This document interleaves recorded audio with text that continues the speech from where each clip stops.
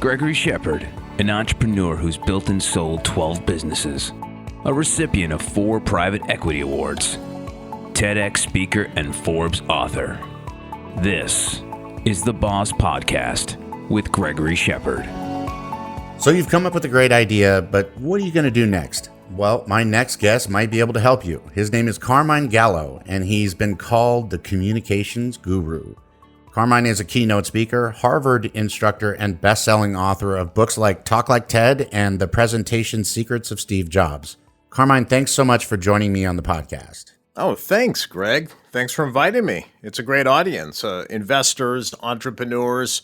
That's who I write for. It's perfect. It's perfect. That's why we were so happy that you accepted the invitation. I'm a big fan of your Twitter feed, and your profile says that you're number 1 in transformative communication.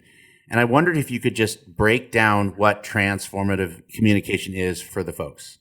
Transformative, meaning to transform an individual or a company or a startup or an idea. Most entrepreneurs or leaders who I work with are good or average public speakers or communicators.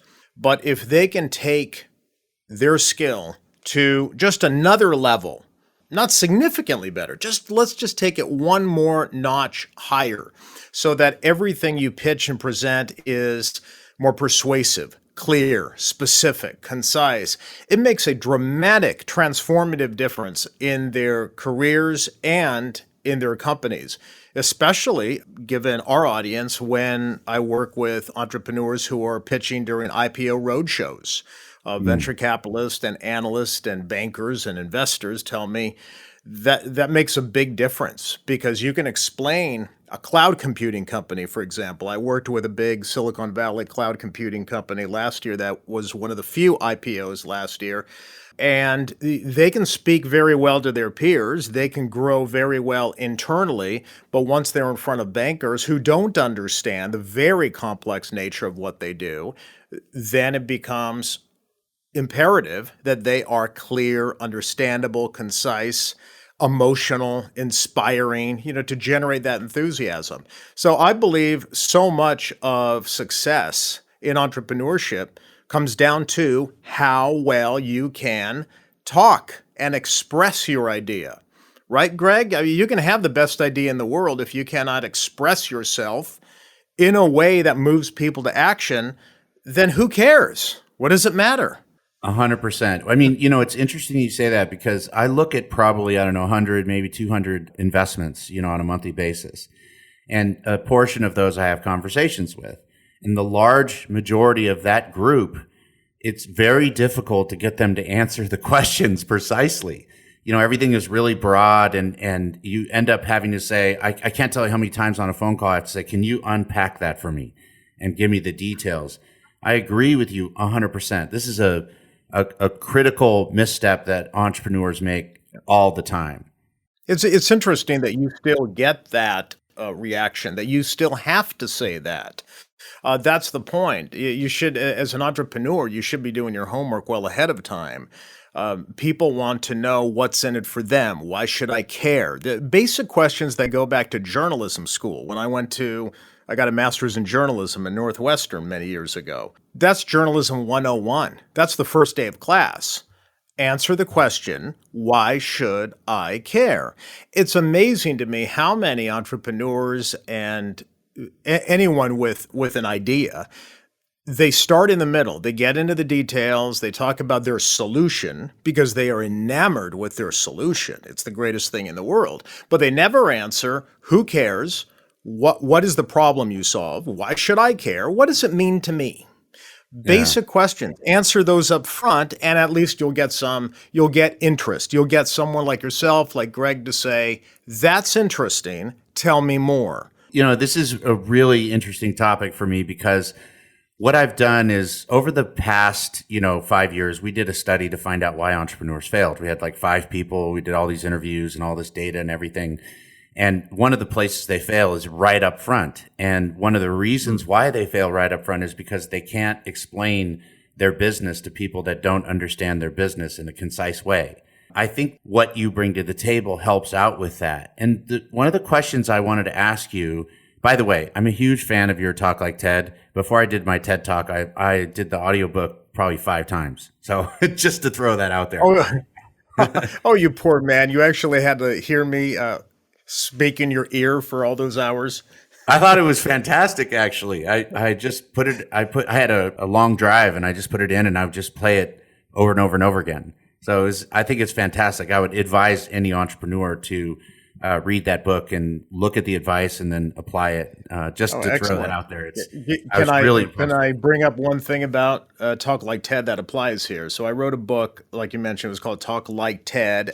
It is based on the TED conference, but it's not necessarily, I'm glad you used it for your TED Talk. It's not necessarily a book, this is not where I intended it to go, to be a book that's meant for people who speak at TED.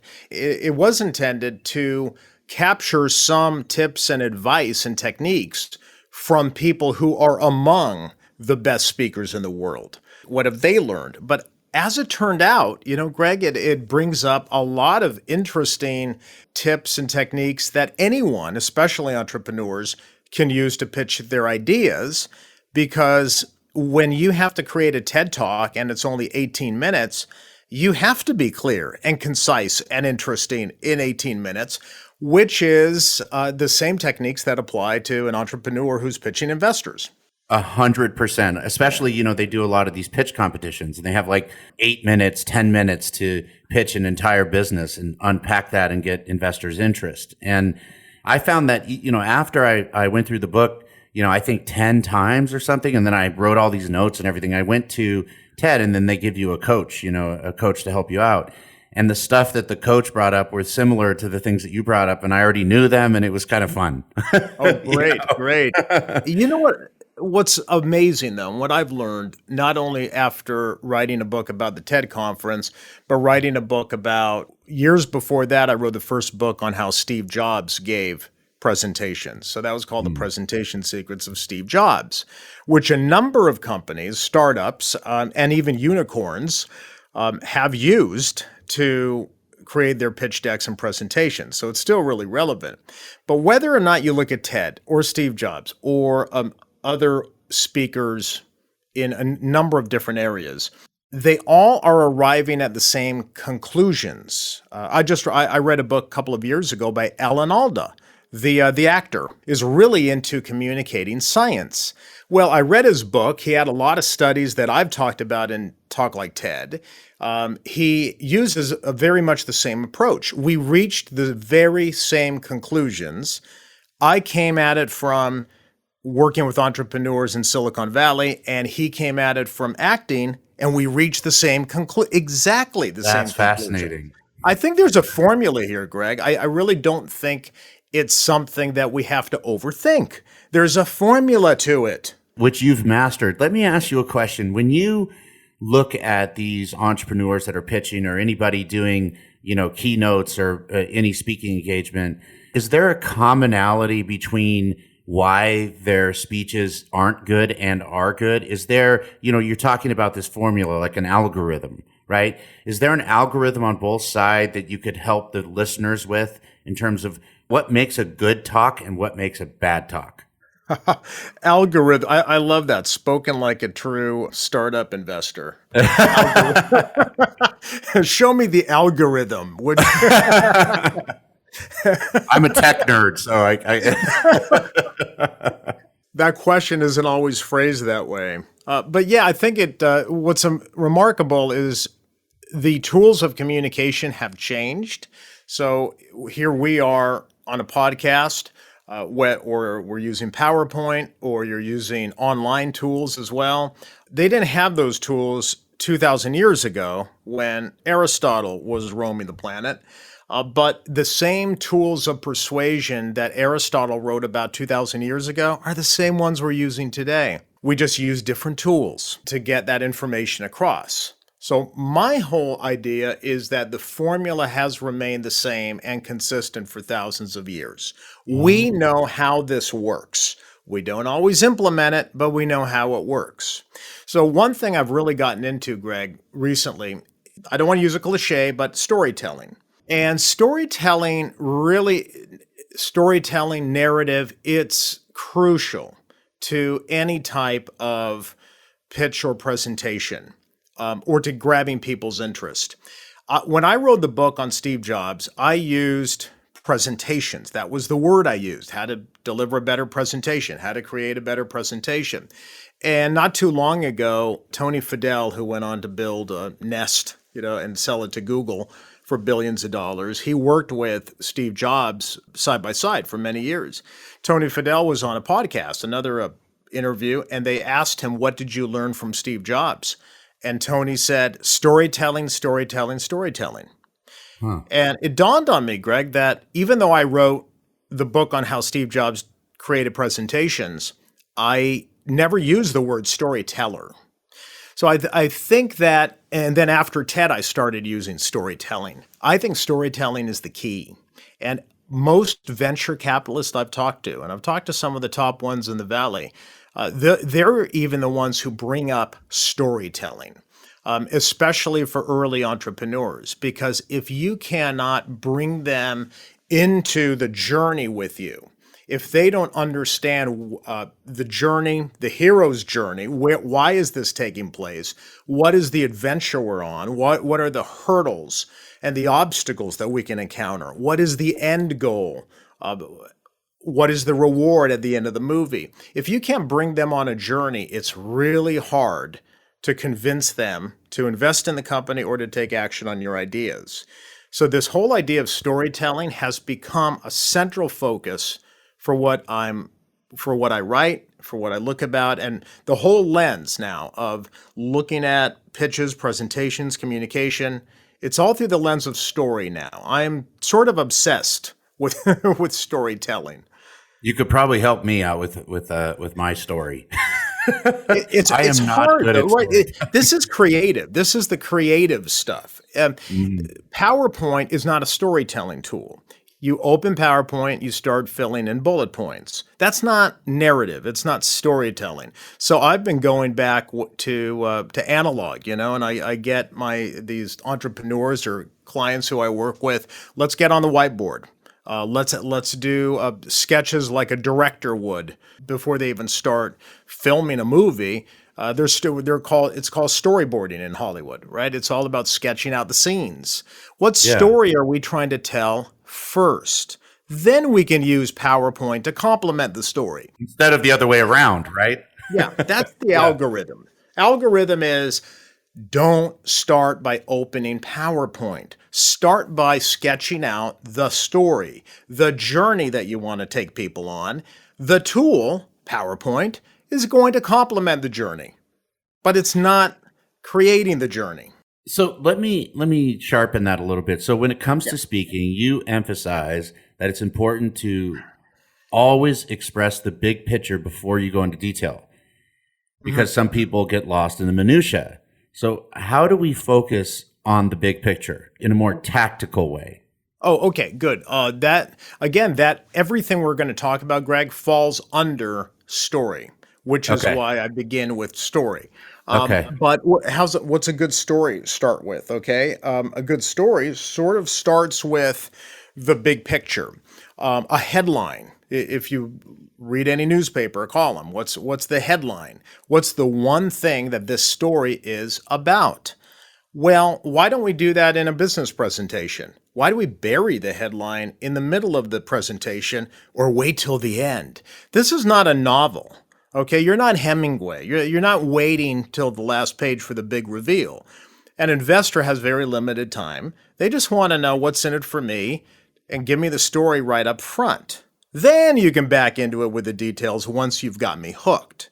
That's why I say let's start with the big picture.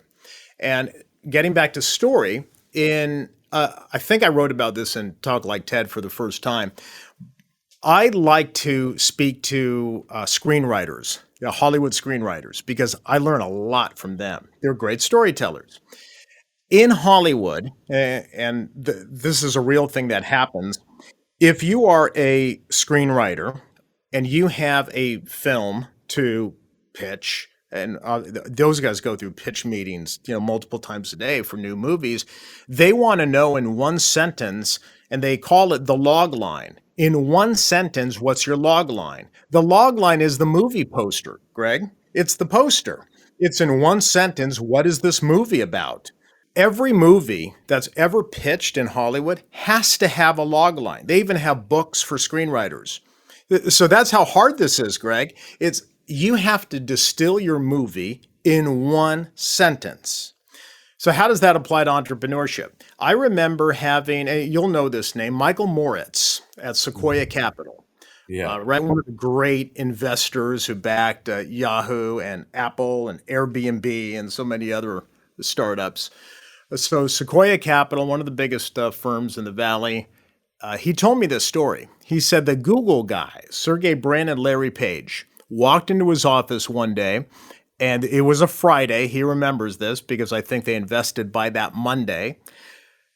Brin and Page walk in and they say, Google, and they said, look, we've got this idea for a company, we call it Google, that it allows anyone to access the world's information in one click, right? So make the world's information accessible, which I think is still very much part of their mission or vision statement. Mm-hmm. Make the world accessible, make the world's information accessible in one click. And Michael Moritz says, to this day, he still remembers how clear they made that message. So his next question is, well, that's interesting. Let me see how it works. So now he's interested. Yeah. But then, and here's the key, Greg. Michael Moritz told me that after that day, he always demanded of entrepreneurs who walked into his office, I want to know what your idea is in one sentence. And then he said, if they cannot express their idea in one sentence, I'm not interested, period. That Bezos follows the same logic. Yeah, you're absolutely right. It's like, give me the big picture in one sentence. So when you're crafting a story then, right? So are you basically taking the journey of your business into a byline, if you will, right? Like a trailer, a movie trailer, that poster that you mentioned. And then that's your opening to the conversation, right? That's your opening. And then do you wait then for them to ask the next question before you go on? Or what do you do now? So you've got their interest, you've done the byline, now what? Often you can start with that personal story and tell that story in 60 seconds. Right now, just in the past few days, I've been reading more about Canva, Melanie Perkins, who I've interviewed a couple of years ago. So Canva has just become the most valuable female-founded startup. It's valued at $40 billion. They just got a new infusion of $200 million a couple of weeks ago. As we're talking on this podcast, a new round of infusions. So they are all about online design. Well, from day one, Melanie Perkins' mission was to, quote, democratize design, to empower anyone in the world to make beautiful, simple designs easily and quickly. If you're listening to how I'm trying to articulate that, Greg, sometimes my words could change. I don't work for the company, so it's not exact. But just by reading her interviews, I understand. I get it. In one picture, I understand what they're trying to do. And I love this whole term, democratize design. Then, only when she gives you the big picture, this is who we are. This is what we are trying to do. Online design to make it easy for anyone to make beautiful designs. Okay, I got it. In one sentence, I understand at least where your company or startup falls into. Now I can categorize it. But almost immediately, Melanie goes right into, let me tell you why. She tells you the why before the how. She doesn't pitch it by saying, this is how it works. Yeah, we'll get to that. First is why. And now, almost always, in every interview I've heard her in the last few months, she always goes back to the story. In 2007, so, most of your listeners may have heard this by now. In 2007, she was teaching Adobe Photoshop and other design programs at a university in Australia. And she realized just how frustrating and how difficult it is to teach and to learn those programs that were still based on the desktop. Why couldn't this be remarkably easy online? Like other social media sites are making things easy online. And that's where it was born, out of that frustration. And anyone can understand that frustration. So she goes right back to that story. That's what I mean, Greg, by first give me the big picture. What is this company about? What does it do? Just so I can have a mental category of where you fit. But then she gets into the story, and it's that story that draws you in. Because as she has said, if people don't understand the story, and they don't know my background and why I started Canva, they will not understand the why. And then we'll be getting right into the how. Well, the how can be confusing until you learn why it's even necessary. And the best vehicle we have to transfer that knowledge of why is through story. I think that's impressive, to say the least. All right. Unfortunately, we have to stop here, but coming up in the conclusion of my conversation with Carmine Gallo, Carmine talks about the impact of the rule of threes. In an 18-minute TED Talk or a short presentation, you cannot bombard people with everything you know about the topic. Give them 3 things to take away. Give them 3 reasons to invest. 3 reasons why this is going to be a multi-billion-dollar category, not 28. Learn more about the Boss Business Operating Support System at bossstartupscience.com, or you can reach Gregory Shepard at gregoryshepard.com. This has been a production of Forbes Books.